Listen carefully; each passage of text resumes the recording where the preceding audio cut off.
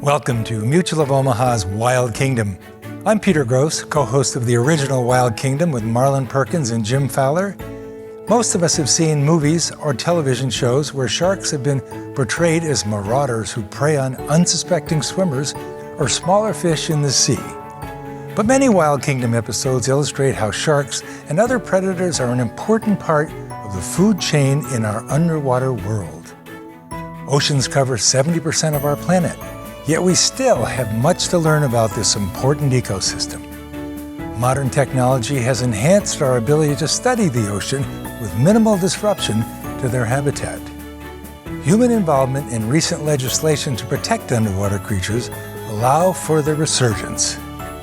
There's more good news to come in the Wild Kingdom, so sit back, relax, and enjoy Mutual of Omaha's Wild Kingdom right here on RFD-TV.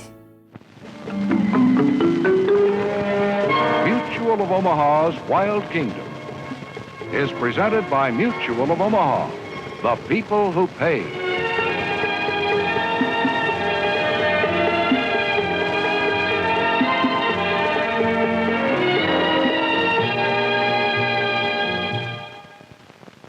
Welcome to Mutual of Omaha's Wild Kingdom. Off the coast of California live some animals equally at home in two totally different environments. The stellar sea lion, the huge elephant seal, and the California sea lion. These are all pinnipeds, and their world is really two worlds: land and sea. In the water, observation of these animals is difficult, and there is much yet to be learned about their habits. So when Marineland of the Pacific invited Tom Allen and me to join an expedition to study the pinnipeds in the water, we eagerly accepted. They had a special plan. We were to use a clear plastic bubble lowered from the back of the Marineland ship as an underwater observation platform. And to keep up with the fast-swimming animals, we needed another piece of underwater gear.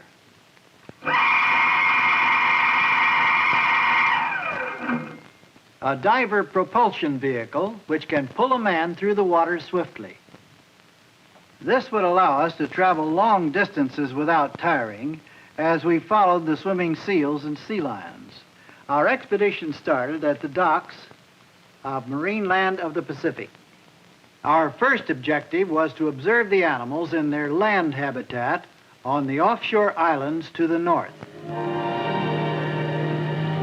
Knifing through the Pacific off northern California, we've left our main expedition ship and boarded a small launch to explore the coastal islands, where we hope to observe the pinnipeds on land. Marine biologist John Prescott is our expedition leader. He's often seen sea lions on the rocky island just ahead. The approach of our boat might spook the animals, so we'll land on the side of the island away from the sea lion rookery. Navigation can be tricky near these islands, and it takes an experienced hand to bring a boat into a narrow cove like this safely.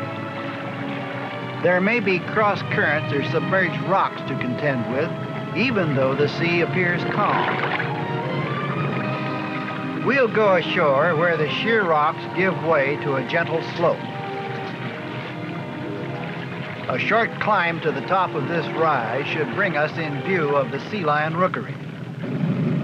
John will take the boat back to open water away from the rocks, while we move to the high ground overlooking the beaches on the island's other side.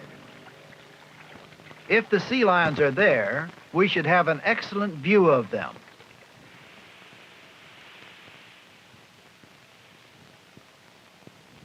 These low cliffs shelter the beaches below.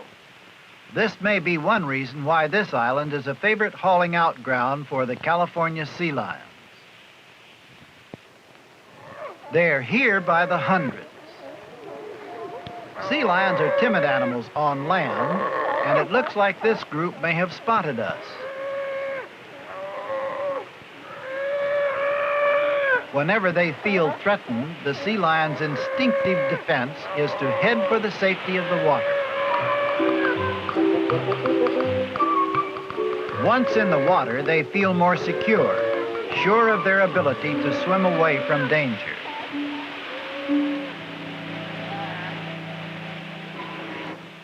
We haven't been seen by the rest of the rookery. There's a bull just below us. That's a mature male. They're much larger than the cows. A big one like this will weigh 600 pounds. The California sea lions have claimed this beach, but this island lies where the ranges of 3 pinnipeds overlap. Tom will scout for other rookeries. California sea lions are the smallest of the 3 pinnipeds we're seeking today. And just beyond this rookery, the largest of all the pinnipeds, elephant seals in a territorial battle.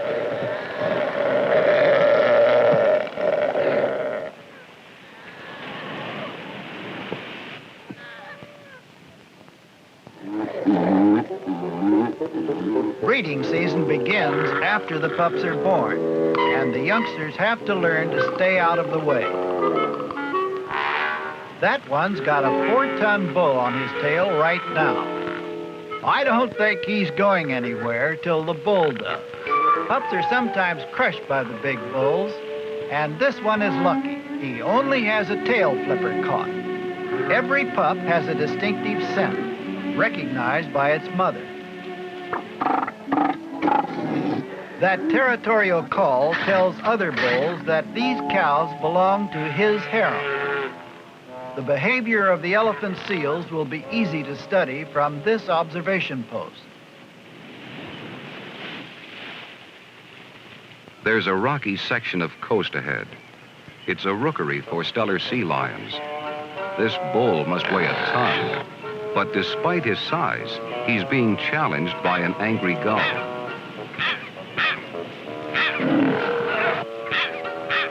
I don't know why this bird is so determined, but its persistence has convinced the bull to leave.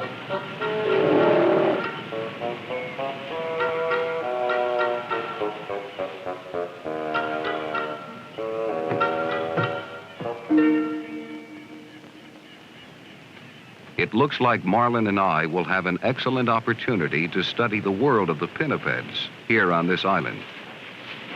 But now, it's time to observe these animals in their other world, in the water. The tide has begun to go out, and now it's too shallow for John to bring the boat closer to the beach.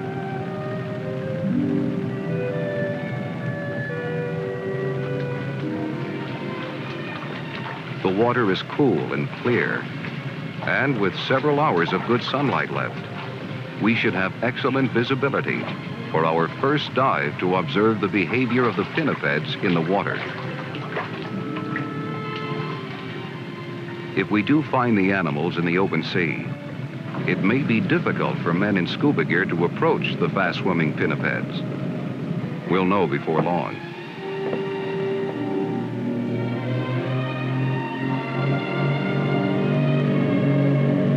Our dive will begin back at the main expedition ship, the Geronimo, riding at anchor in deeper water, and it should be a fast trip back in the launch.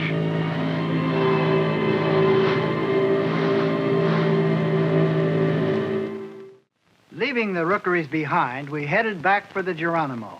It was time for our underwater observations to begin.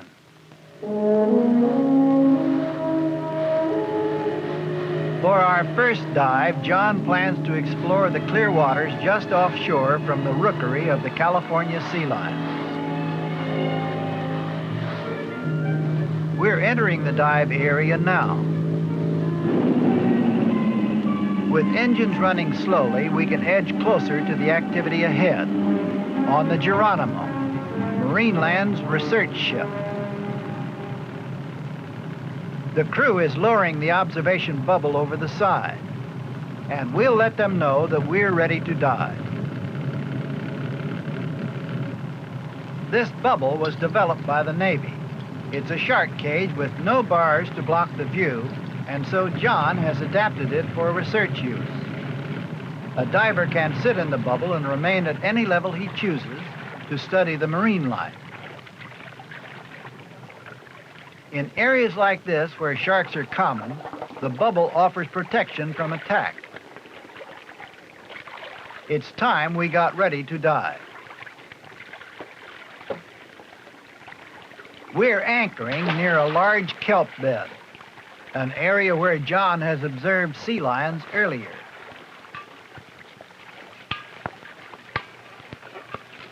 The water is calm and clear today, and if they're still nearby, we should have no difficulty in finding them.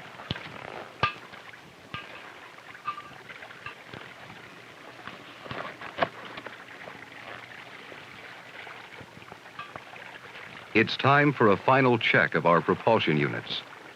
These battery-powered props aren't intended for speed, so much as to make swimming easier and help conserve air and energy underwater. That's important when you want to cover as much territory as we do.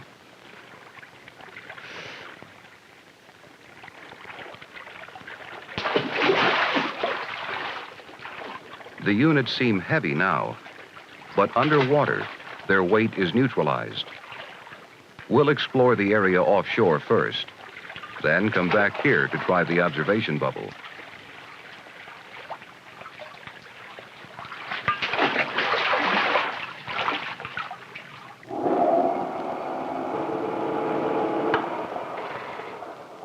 I'll operate one of the propulsion units, while Marlin hitches a ride.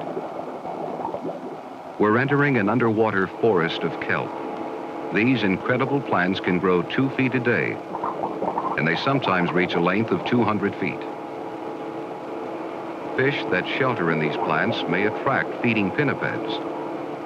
At the very edge of the kelp forest, sea lions. They don't seem afraid of us, but they're keeping their distance. There are many of them here.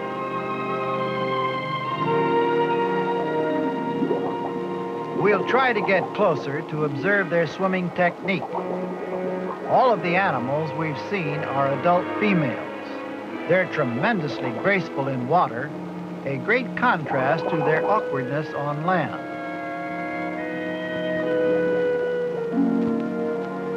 They seem as curious about us as we are about them. They're well suited to this underwater world. They can stay submerged for 20 minutes at a time. And as they move, their fur and fat absorb any turbulence in the water, increasing their swimming efficiency.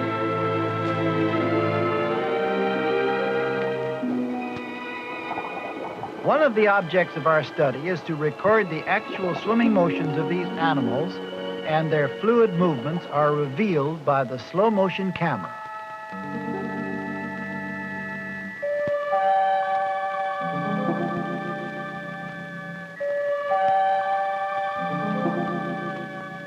The animals propel themselves through the water with their strong front flippers and use their tails to steer and balance.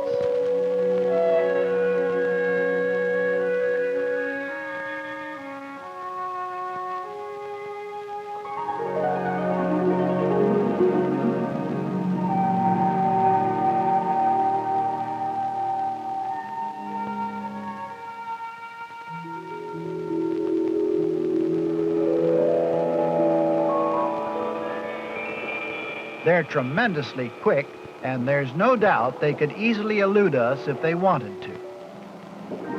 Their natural curiosity keeps bringing them back for another look, and this will make observation easier than we expected.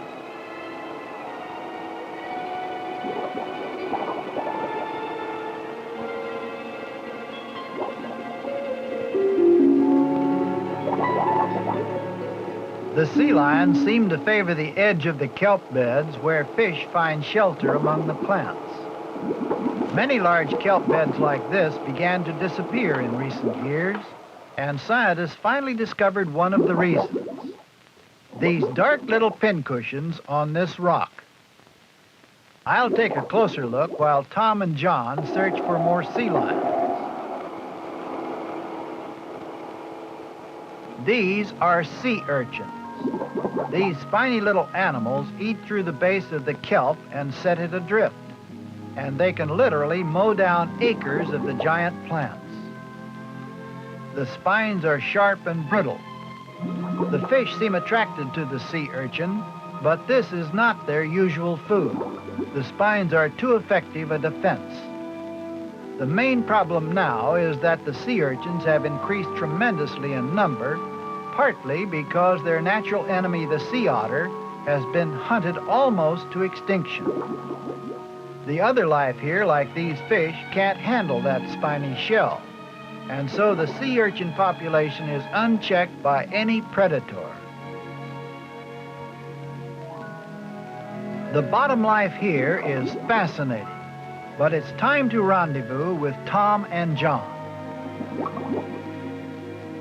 We may want to return here for a closer look at the kelp damage the urchins are causing, but for now, we'll search for other life from the observation bubble.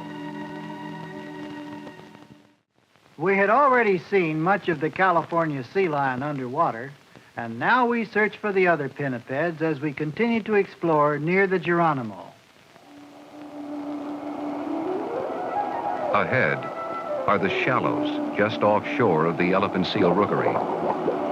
The kelp seems thicker here, and there are lots of fish, but no sign of elephant seals. There's a strong surge in the water here, and it's becoming difficult to swim against. There, in a tidal pool ahead, an elephant seal. I can hardly move in the strong surge, but this female holds her position effortlessly. She isn't bothered by my presence, and she's easy to approach. And that's characteristic of these pinnipeds.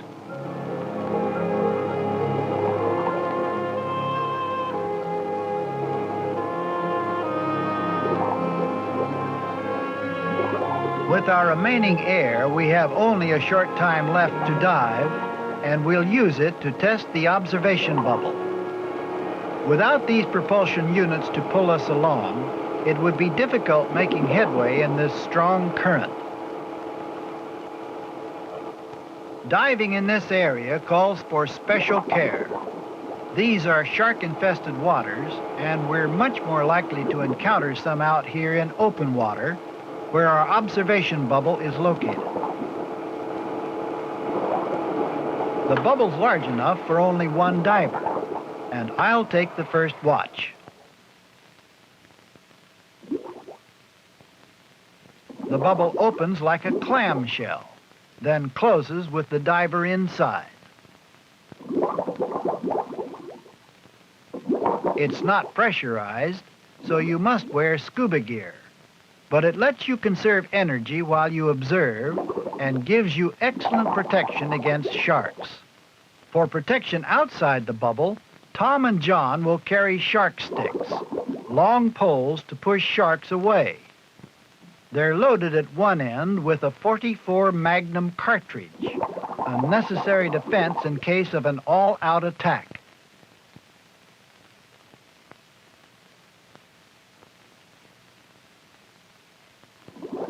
It would be difficult to handle both the shark stick and the propulsion units together, so they'll head for the boat to drop the units off. In the meantime, I have an unobstructed view of a lone sea lion swimming in the water nearby.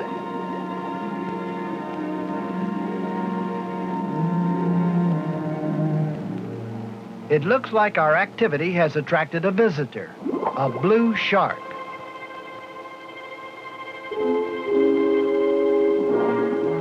There are several of them moving into this area. The bubble seems to have made them curious, but I'm well protected here, and there's no real cause for alarm. Blue sharks aren't likely to attack without some provocation. But even so, whenever there are divers swimming in the open water, you have to exercise a great amount of caution with these predators near.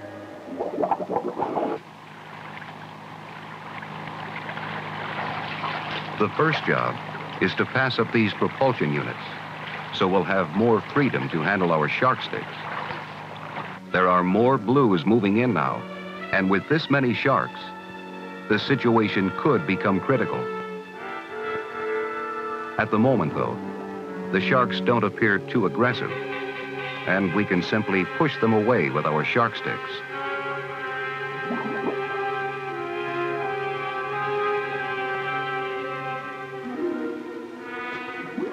The sharks are circling the bubble, and still more of them are entering the area. They seem only curious about a strange object in the water. It's amazing how docile they are.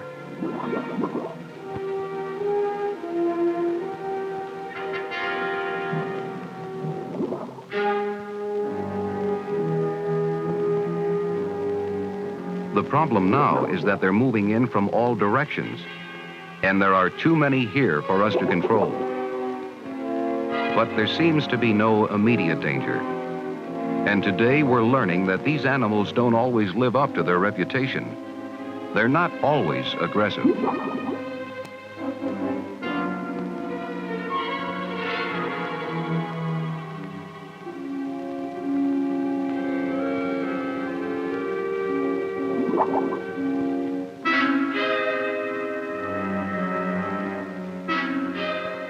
The sharks are showing no sign of moving off, so we'd better leave. They're peaceful now, but sharks are unpredictable, and blues are listed among the 9 known man-killers. It's time to head back for the boat till the sharks have left the area.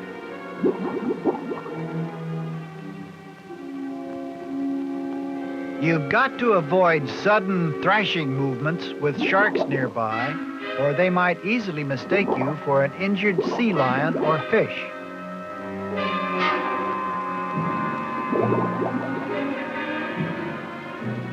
They've still taken no serious interest in us, and now's a good time to head back up to the safety of the Geronimo.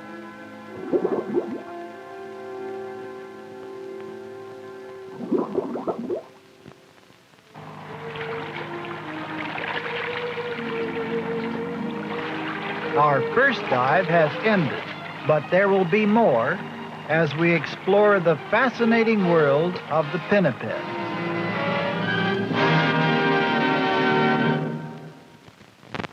Tom and I made many more dives with John Prescott after the sharks had left the area. The data we collected may add to our knowledge of the sea lion's fascinating adaptation to life in 2 worlds. But the sea lions and seals may not be able to adapt to the world that man is now creating. A world with the growing threat of oil and chemical pollution. If our coastal waters become more contaminated, sea lions and other animals may one day disappear from their range, and the world of the Pinnipeds may cease to be.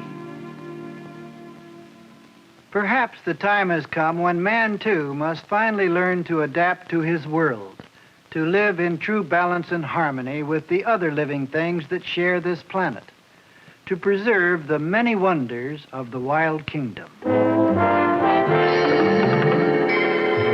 Mutual of Omaha, the people who pay, has presented Mutual of Omaha's Wild Kingdom.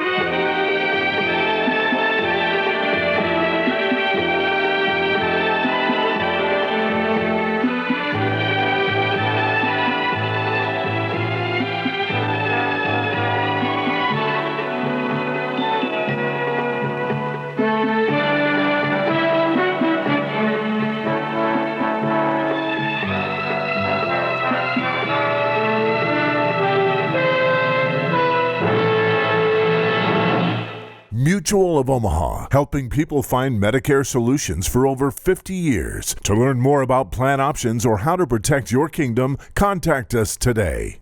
Mutual of Omaha. Protect your kingdom.